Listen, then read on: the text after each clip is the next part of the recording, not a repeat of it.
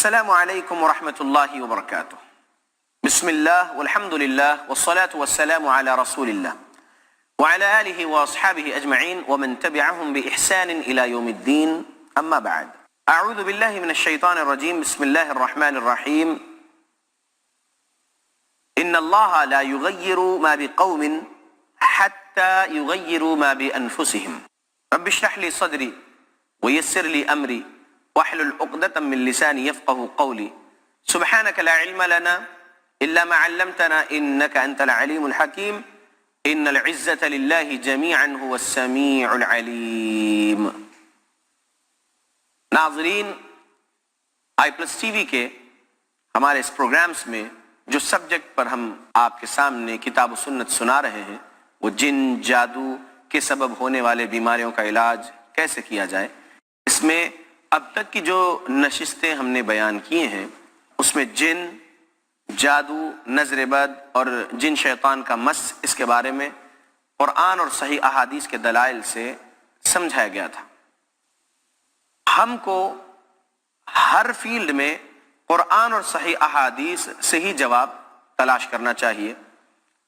قرآن اور صحیح احادیث اللہ کی طرف سے نازل کردہ ہے، یہ شریعت ہے اسلام کی، یہ اسلامی شریعت ہے۔ اللہ رب العالمین کے ہم بندوں کو روحانی امراض جن پر ہو جاتے ہیں ان لوگوں پر غور و فکر کرتے ہوئے یہ دیکھنا ہے کہ یہ لوگ کہیں شرک اور بدعات خرافات میں تو نہیں زندگی گزار رہے، اپنی شرکیہ علاج، کفریہ علاج کے طرف تو نہیں بڑھ رہے۔ یہ بات پر غور فکر کرنا چاہیے۔ ہم کو، ہمارے رشتہ داروں کو دیکھنا ہے، اور خود ہم کر رہے ہیں شرکیہ کام تو ہمیں اس سے بچنا ہے اور رشتہ داروں کو بھی بچانا ہے۔ محمد صلی اللہ علیہ وسلم نے فرمایا ہے من تعلق تمیمۃ فقد اشرک، یہ حدیث ہے مسند احمد میں۔ دیکھیے اللہ کے نبی صلی اللہ علیہ وسلم کیا تعلیمات دیتے ہیں امت کو۔ من تعلق تمیمۃ فقد اشرک، الفاظ پر غور کیجئے محمد صلی اللہ علیہ وسلم کے۔ جو کوئی بھی شخص تعلق جوڑا یا لٹکایا تمیمہ، یقیناً اس نے شرک کیا ہے۔ شرک کہا اللہ کے نبی صلی اللہ علیہ وسلم نے تمیمہ پہننے کے کام کو۔ انگوٹھی، اس میں یہ جو ہے امید رکھی جا رہی ہے، بھروسہ رکھا جا رہا ہے کہ یہ پہننے سے جو ہے شفا ملے گی یا میری تقدیر تبدیل کر دے گا یہ کنکر۔ لوگ کہتے ہیں کہ اس کی یہ تاثیر ہے، یہ سب باتیں کرتے ہیں، یہ عقیدے کے خلاف میں ہے۔ صحیح عقیدہ جو صحابہ کا ہے اس عقیدے کے خلاف میں یہ باتیں۔ من تعلق تمیمۃ فقد اشرک، جس نے تمیمہ لٹکا اس نے شرک کیا۔ تمیمہ سے تعلق جوڑنا شرک کرنے کا گناہ کرنے کے برابر ہے۔ مسلمان تمیمہ سے شفا حاصل کرنے کی نیت رکھتے ہیں، اور پھر تمیمہ دینے والے بھی عجیب لوگ ہیں، قرآن پڑھتے ہیں لیکن سمجھ کے نہیں پڑھتے ہوں گے۔ کہیں بھی حدیث میں اللہ کے نبی صلی اللہ علیہ وسلم سے کوئی یہ ثابت نہیں کر پائیں گے قیامت تک انشاءاللہ کہ محمد صلی اللہ علیہ وسلم نے کبھی اپنے نواسوں کو پہنائے ہیں لکھ کر قرآنی آیتیں وغیرہ، ہے ہی نہیں ثبوت اللہ کے نبی صلی اللہ علیہ وسلم سے، صحابہ سے، احادیث کی کتاب میں۔ تو لوگ کر رہے ہیں، اب ایسوں کے پاس لوگ جاتے ہیں اور اپنا ایمان خراب کر رہے ہیں۔ دیکھیے اللہ کے نبی صلی اللہ علیہ وسلم کی حدیث سنا رہا ہوں، 2230 نمبر والی حدیث صحیح مسلم میں۔ محمد صلی اللہ علیہ وسلم فرمائے من اتا کاہنا او عرافا فسأله عن شيء لم تقبل له صلاة 40 لیلہ۔ محمد صلی اللہ علیہ وسلم فرمائے، تو کیا سبق ملا اس حدیث سے؟ جو کوئی بھی شخص کسی کاہن، نجومی، عراف کے پاس گیا، وہاں پر جا کے فسأله عن شيء، سوال کیا کسی چیز کے مطابق، لم تقبل له صلاة 40 لیلہ، اس شخص کی 40 روز کی نماز قبول نہیں ہوگی۔ محمد صلی اللہ علیہ وسلم نے فرمایا ہے کسی کی کوئی چیز کھو جاتی ہے تو جا کے ان لوگوں سے پتہ لگانے کے لیے جاتے ہیں، سوال کرتے ہیں۔ نبی صلی اللہ علیہ وسلم فرماتے ہیں من اتا کاہنا او عرافا فسأله عن شيء لم تقبل له صلاة 40 لیلہ، جو کوئی بھی جا کے عامل، عراف، نجومی، کاہن کے پاس کسی چیز کے تعلق سے سوال بھی کر لیتا ہے، اس کی 40 دن کی نماز قبول نہیں ہوگی۔ اللہ کے بندو، نماز تو معاف نہیں ہے، نماز تو وقت پر ادا کرنا ہے۔ اللہ نے سورہ نساء سورہ نمبر 4 آیت نمبر 103 میں فرمایا ان الصلاة كانت على المؤمنین کتابا موقوتا، نماز فرض ہے ایمان والوں پر اس کے مقررہ وقت میں، اور نماز کا چھوڑنا شرک ہے، نماز کا چھوڑنا کفر ہے۔ 2618 نمبر والی حدیث جامع ترمذی میں ہے، جابر رضی اللہ عنہ فرماتے ہیں محمد صلی اللہ علیہ وسلم نے فرمایا ہے بین الایمان والکفر ترک الصلاۃ، ایمان اور کفر کے درمیان میں نماز کا چھوڑنا ہے۔ جو بندہ نماز چھوڑ رہا ہے وہ شرک اور کفر کا گناہ کر رہا ہے، کفر کا گناہ کر رہا ہے۔ اس حدیث سے سبق ملا، تو نماز تو معاف نہیں ہے، نماز تو پڑھے گا بندہ۔ اب نماز بھی پڑھ رہا ہے، پھر کسی کاہن نجومی کے پاس گیا اور اس سے کوئی چیز کے بارے میں سوال کر لیا، جبکہ وہ غیب نہیں بتا سکتا، غیب اللہ کے علاوہ کوئی نہیں جانتا، اور اس کے پاس جا کے سوال کر لیے تو لم تقبل له صلاۃ 40 لیلہ، اس شخص کی 40 روز کی نماز قبول نہیں ہوگی، محمد صلی اللہ علیہ وسلم نے فرمایا۔ اللہ کے بندوں کو سمجھنا چاہیے، مسلمانوں اللہ سے ڈریے، نہ جائیے ڈھونگی باباؤں کے پاس، نہ جائیے ایسوں کے پاس، نہ سوال کیجیے ایسوں سے، نہیں تو 40 دن کی نماز قبول نہیں ہوگی آپ کی۔ 3904 نمبر والی حدیث سنن ابو داؤد کی ہے، محمد صلی اللہ علیہ وسلم نے فرمایا من اتا کاہنا او عرافا فصدقه بما يقول فقد كفر بما انزل على محمد۔ ترجمہ کیا ہے؟ من، جو کوئی بھی شخص، اتا کاہنا، گیا کسی کاہن کے پاس، یا اس کاہن کو ہی بلا لیا اپنے گھر پہ ہو۔ من اتا کاہنا، کاہن یعنی غیب کی خبریں سنانے کا دعویٰ کرنے والا، نجومی، عراف، تو ان کے پاس گئے یا ان کو بلائے، فصدقہ بما یقول، اور جو انہوں نے کہا اس کو سچ مان لیے، فقد کفر بما انزل علی محمد صلی اللہ علیہ وسلم، یقیناً اس بندے نے کفر کیا ہے اس چیز سے جو محمد صلی اللہ علیہ وسلم پر نازل کیا اللہ نے۔ کیا چیز نازل ہوا محمد صلی اللہ علیہ وسلم پر؟ قرآن اور حدیث۔ جی ہاں، صرف قرآن کہتے ہیں لوگ، قرآن کے ساتھ حدیث بھی نازل ہوئی۔ دلیل سنن ابو داؤد حدیث نمبر 4604، مقدام بن معد کرب رضی اللہ عنہ راوی ہیں، محمد صلی اللہ علیہ وسلم نے فرمایا ہے الا انی اوتیت الکتاب ومثلہ معہ، آگاہ ہو جاؤ مجھے عطا کیا گیا ہے کتاب اور اس جیسی ایک چیز اس کے ساتھ، یعنی حدیث رسول، قرآن کی تفسیر، یہ دونوں نازل ہوا محمد صلی اللہ علیہ وسلم پر۔ تجدید ایمان کرنا اب اس پر واجب ہے، لازم ہے، کیونکہ بابا نے کہہ دیا ایک مٹی کی ہانڈی لو، اس میں 4 انڈے، یہ فرشتوں کے نام کے آگے یا لکھ کر رکھ دیا۔ میں ایسی کئی ہنڈیاں نکالا ہوں لوگوں کے گھر سے۔ ہنڈیاں کہاں سے نکالا ہوں؟ کھودتے ہیں، چھوٹا گڑا کرتے ہیں، اس میں ہنڈی رکھتے ہیں۔ وہ ہنڈی میں کیا ہے؟ مٹی کی 4 انڈے، اس پہ نام لکھے ہوئے ہیں۔ پھر کیا لکھا ہوا ہے؟ بھلاوے ہیں، کوڑیے ہیں، 4 قسم کے دال ہے، تھوڑی تھوڑی چاول ہے، ایک مرغی ہے، مرغی کا گلا کاٹ کے ڈال دے کر اس کے اوپر ایک مٹی کا ہی ڈھکن جو ہے ڈھک دیا گیا ہے۔ تو یہ سب چیزیں کرتے ہیں۔ تو اب وہ حضرت جی نے کہہ دیا کہ آپ کے گھر کی بندش کرنا ہے اور اس کے لیے یہ سب کرنا پڑتا ہے، یہ لاؤ اور آپ کے گھر کے اندر اتنے گڑے کرو اور اتنے ہنڈیوں میں یہ سب چیزیں رکھنا ہے تاکہ آپ کے گھر کے اندر سے شیطان، جادو، جن سب کٹ جائے اور آپ کی گھر کی بندش ہو جائے، ایسا کہتے ہیں۔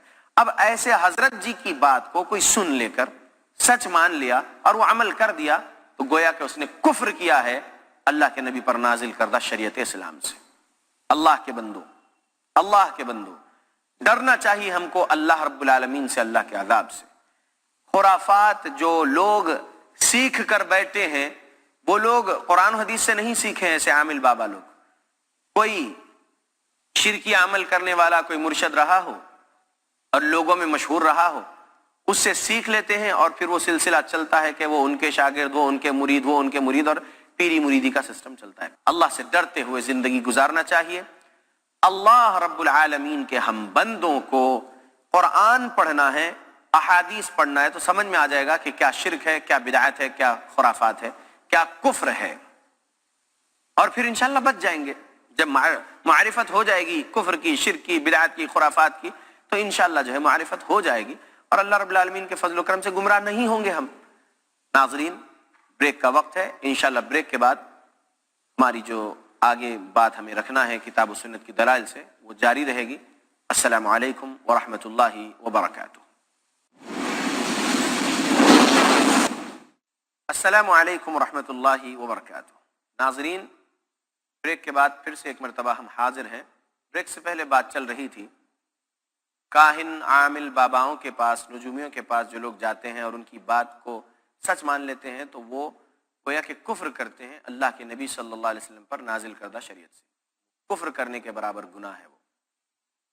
تو ایسے لوگوں کو توبہ کرنا چاہیے صحیح علم مل جانے کے بعد، اور زیادہ سے زیادہ استغفر اللہ و اتوب الیہ پڑھتے ہوئے یہ عزم کرنا چاہیے کہ کبھی ہم اس طرف نہیں جائیں گے، اور ہمارے رشتہ دار بھی اگر شرک یا کفر یا راستوں پر لگے ہوئے تو ان کو بھی ہم کتاب و سنت کی صحیح تعلیمات کی طرف لائیں گے، یہ جذبہ رکھنا چاہیے۔ ان کے پاس ہوتا کیا ہے؟ اللہ رب العالمین نے سورہ انعام سورہ نمبر 6 آیت نمبر 128، 129، 130 میں فرمایا ہے وَيَوْمَ يَحْشُرُهُمْ جَمِيعًا يَا مَعْشَرَ الْجِنِّ قَدِ اسْتَكْثَرْتُم مِّنَ الْإِنسِ وَقَالَ أَوْلِيَاؤُهُم مِّنَ الْإِنسِ رَبَّنَا اسْتَمْتَعْ بَعْضُنَا بِبَعْضٍ وَبَلَغْنَا أَجَلَنَا الَّذِي أَجَّلْتَ لَنَا قَالَ النَّارُ مَثْوَاكُمْ خَالِدِينَ فِيهَا إِلَّا مَا شَاءَ اللَّهُ إِنَّ رَبَّكَ حَكِيمٌ عَلِيمٌ وَكَذَلِكَ نُوَلِّي بَعْضَ الظَّالِمِينَ بَعْضًا بِمَا كَانُوا يَكْسِبُونَ يَا مَعْشَرَ الْجِنِّ وَالْإِنسِ أَلَمْ يَأْتِكُمْ رُسُلٌ مِّنكُمْ يَقُصُّونَ عَلَيْكُمْ آيَاتِي وَيُنذِرُونَكُمْ لِقَاءَ يَوْمِكُمْ هَذَا قَالُوا شَهِدْنَا عَلَىٰ أَنفُسِنَا وَغَرَّتْهُمُ الْحَيَاةُ الدُّنْيَا وَشَهِدُوا عَلَىٰ أَنفُسِهِمْ أَنَّهُمْ كَانُوا كَافِرِينَ۔ سبق کیا ملتا ہے ان تین آیتوں سے سورہ انعام کی؟ اللہ رب العالمین فرماتے ہیں کہ کل قیامت کے دن میدان محشر میں جب اللہ رب العالمین جمع کریں گے انسان اور جناتوں کو تو مخاطب کیا جائے گا، جناتوں سے کہا جائے گا کہ تم نے بہت سارے دوست اپنے بنا رکھے تھے انسانوں میں، اور پھر وہ بھی کہیں گے کہ جی ہاں ہم بنا رکھے تھے انسان اپنے دوست، جو یہاں کرتے ہیں وہ گواہی خود دیں گے اپنی۔ یہی ان آیتوں سے ہمیں سبق ملتا ہے۔ کہیں گے کہ اے ہمارے رب ہم ایک دوسرے سے فائدہ اٹھا لیا کرتے تھے، اور تب ان سے کہہ دیا جائے گا کہ تمہارا ٹھکانہ آگ ہے۔ فائدہ اٹھاتے تھے کب تک وہ لوگ؟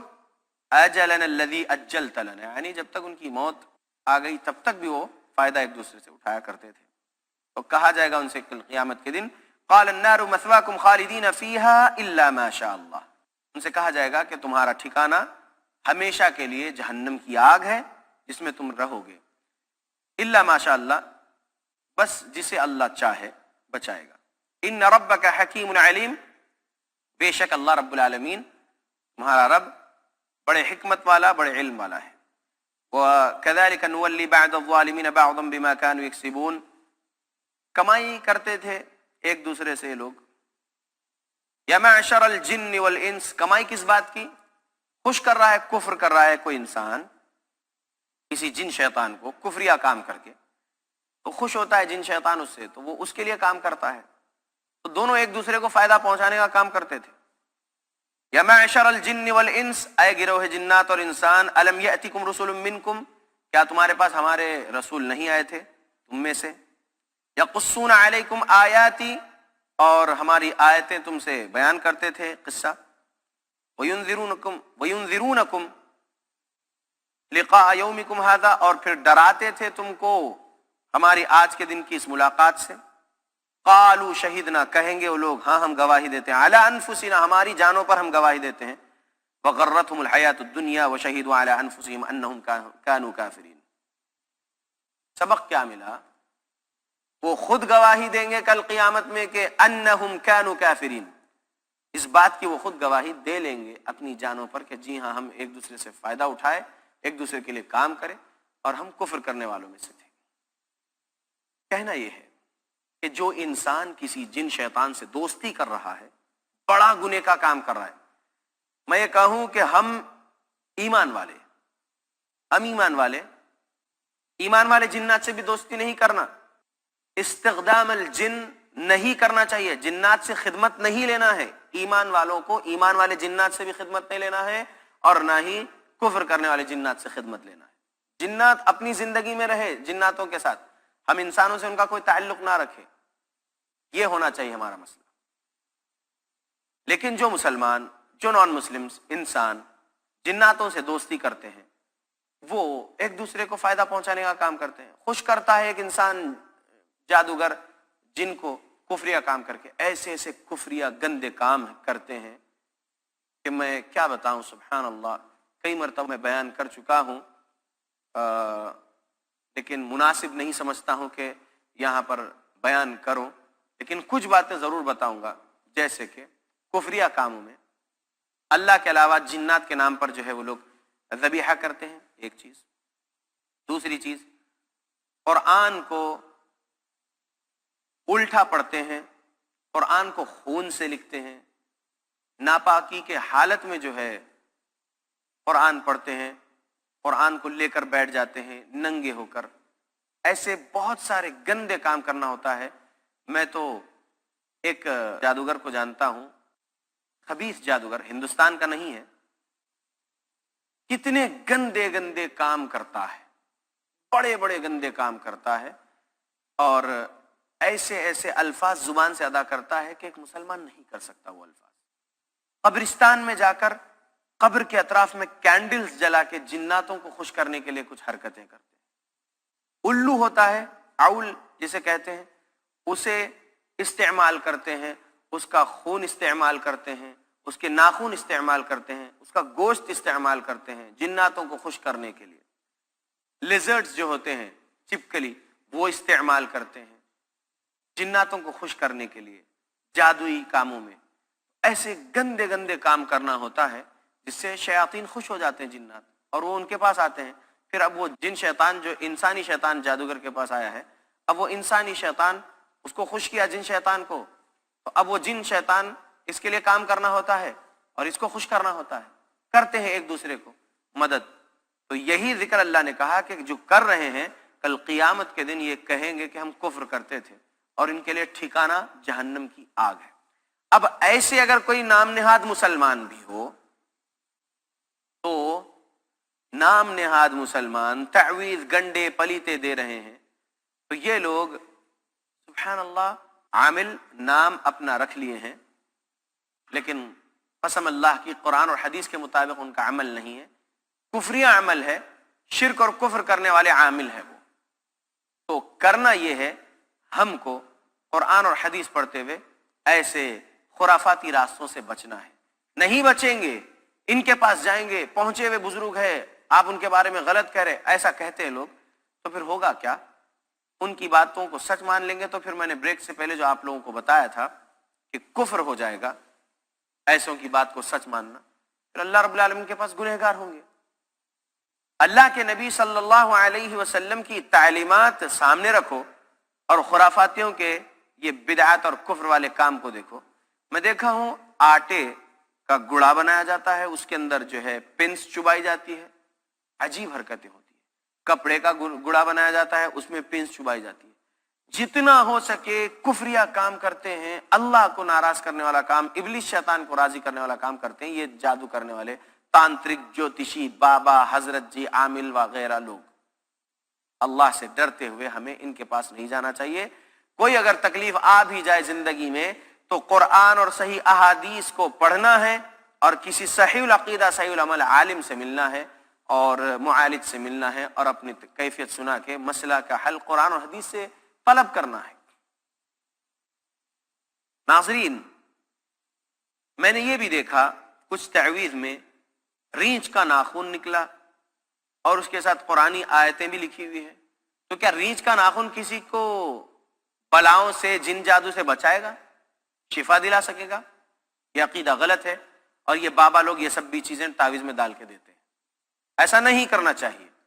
کرنا یہ ہے کہ اللہ کے قرآن کو پڑھیں, نبی کے فرمان کو پڑھیں. بسم اللہ الذی لا یضر مع اسمہ شیء فی الارض ولا فی السماء وهو السمیع العلیم, جو صبح کے اذکار میں دعا ہے, اس کا ترجمہ سمجھ لے. میں نے یہ بھی دیکھا ہے کہ کیلے ہوتے ہیں, کیلے, وہ لمبے لمبے کیلے جس پر کچھ قرآنی آیتیں لکھ کر دے دیتے ہیں. کیا کہتے ہیں کہ ان کیلوں سے بندش ہوتی ہے گھر کی. اب کمرے کے 4 کونے ہیں, تو ہر ایک کونے پر جو ہے ایک ایک کیلا ٹھوک دیا جائے تاکہ جو ہے آپ کے گھر کی بندش ہو جائے گی. گھر کی بندش کے نام پر کیلے، پھر میں نے یہ بھی دیکھا ہے کہ ہرے کپڑے میں ناریل، اس کے اندر نیمبو، اور وہ بھی ٹنگا ہوا ہے۔ اللہ کی قسم ہے، نہ نیمبو آپ کی حفاظت کر سکتا ہے، نہ ناریل، اور نہ ہی کوئی کیلے جس پر قرآنی آیتیں لکھے ہو یا کچھ اور بھی لکھا ہو، نہیں، ہرگز نہیں۔ آپ کی حفاظت اللہ ہی کریں گے۔ آپ قرآن پڑھیے، آپ دعائیں پڑھیے، رسول اللہ صلی اللہ علیہ وسلم نے جو سکھائیں وہ دعائیں پڑھیے، اللہ کی حفاظت میں آپ رہیں گے انشاءاللہ۔ کوئی کیلے آپ کے گھر کی حفاظت نہیں کریں گے، اللہ آپ کی حفاظت کرتا ہے۔ گھر سے شیطان کو خوش کرنے والے چیزیں آپ نکال دیجئے، انشاءاللہ اللہ کی رحمت نازل ہوگی۔ شیطان کو خوش کرنے والی چیزیں میوزک ہے، میوزیکل انسٹرومنٹ ہے، آپ یہ سب چیزیں اپنے گھر میں نہ رکھیے، میوزک نہ بجائیے۔ ٹیلی ویژن ہے، اسلامی چینل دیکھیے، اس پہ علماء کے بیانات سنیے جو آتے ہیں الحمدللہ، جیسا کہ آج ہم آپ کو بتا رہے ہیں کتاب و سنت کی دلائل سے، تو ایمان و عمل ہمارا جو ہے صحابہ رضی اللہ عنہم اجمعین کے مطابق ہوگا انشاءاللہ۔ میوزک حرام ہے۔ سورہ لقمان سورہ نمبر 31 آیت نمبر 6 کے مطابق اس کے اندر ایک ورڈ ہے لہو الحدیث۔ اس لہو الحدیث کے بارے میں فرماتے ہیں عبداللہ بن مسعود رضی اللہ عنہ قسم اللہ کی کھاتے ہوئے کہ لہو الحدیث کا معنی ہوتا ہے غنا، یعنی میوزک، حرام ہے۔ تو میوزک سے شیطان خوش ہوتا ہے، یہ سب چیزیں نہیں رکھنا ہے۔ قرآن کی قرآت ہمارے گھر میں بآواز بلند اگر ہو، سیریز کے ذریعے سے ہم لگا کر سن رہے قرآن، یا خود بآواز بلند اچھی آواز میں اچھی قرآت کے ساتھ تلاوت کر رہے، تو اللہ رب العالمین راضی ہوں گے، جن شیاطین بھاگیں گے، اور انشاءاللہ رب کی رحمت ہمارے گھر میں نازل ہوگی۔ ناظرین، ہماری آج کی نشست کا وقت یہاں پر ختم ہوتا ہے۔ انشاءاللہ اس سبجیکٹ پر اور بہت ساری معلومات آپ کو دینا ہے۔ آئندہ نشست میں کچھ نئی معلومات کے ساتھ، کتاب و سنت کی دلائل کے ساتھ ہم پھر حاضر ہوں گے۔ تب تک کے لیے اجازت دیجیے۔ السلام علیکم ورحمۃ اللہ وبرکاتہ۔